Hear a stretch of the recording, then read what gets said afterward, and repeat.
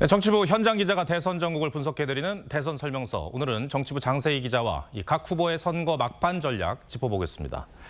이재명 후보가 그동안에도 이제 내란이라는 표현을 자주 쓰긴 했는데 막판에 그와 관련한 책임과 처벌을 부쩍 강조하고 있어요.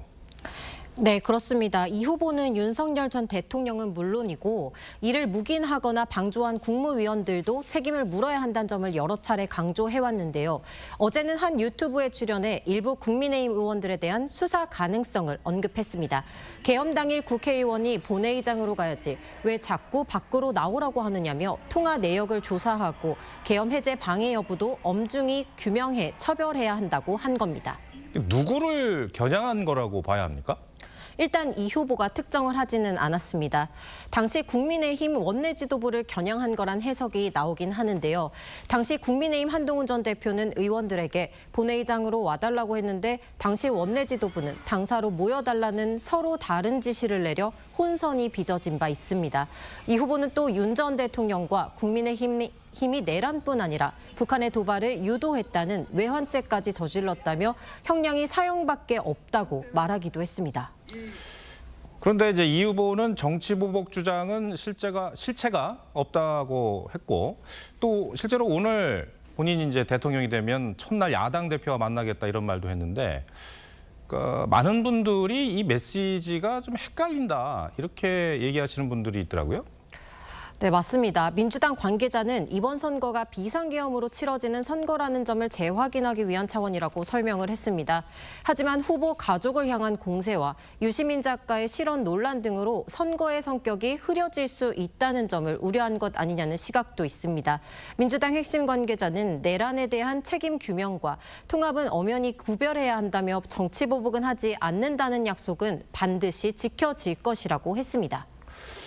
김문수 후보는 요즘 울먹이거나 눈물을 흘리는 그런 모습을 자주 볼 수가 있습니다. 그렇습니다. 특히 유시민 작가의 설란영 씨를 향한 비하성 발언을 언급하며 어제 하루만 해도 여러 차례 눈물을 보였습니다. 오늘도 울먹이는 모습을 보였는데요. 아버지로서 남편으로서 큰 누나가 초등학교밖에 안 나왔는데 우리 가족이 다 유시민 씨 제 아내가 저 때문에 또 상처를 받는 거 이런 걸 저는 원하지 않습니다. 예, 유시민 씨 발언 영향이긴 하겠지만 이전 대선에서는 잘 볼 수 없었던 장면이긴 해요. 네, 눈물까지 의도한 건 아니겠지만 최근 부쩍 아내 얘기를 많이 하는 게 사실입니다. 유시민 작가 발언이 어려운 시절 배우고 싶어도 배울 수 없었던 보수 핵심 지지층의 감정선을 건드렸다는 점에서 표 결집으로 이어질 수 있다는 판단에 따른 것으로 보입니다. 네, 박근혜 전 대통령이 공식 행보에 나선 것도 같은 이유라고 보면 되겠습니까? 네, 맞습니다. 박 전 대통령이 정치적 입장을 밝히진 않았지만 정치권에선 선거 막판, 보수 결집을 위한 행보로 보고 있습니다. 박 전 대통령은 오늘 김문수 후보가 동성로에서 유세할 때 많은 분이 저를 보고 싶어 한다는 이야기를 했다고 해서 가슴이 뭉클했다며 사실상 김 후보에게 힘을 실었습니다. 예. 자, 그와는 반대로 김용태 비대위원장은 중도층 표심에 공략하는 데 주력을 하고 있죠. 네, 그렇습니다.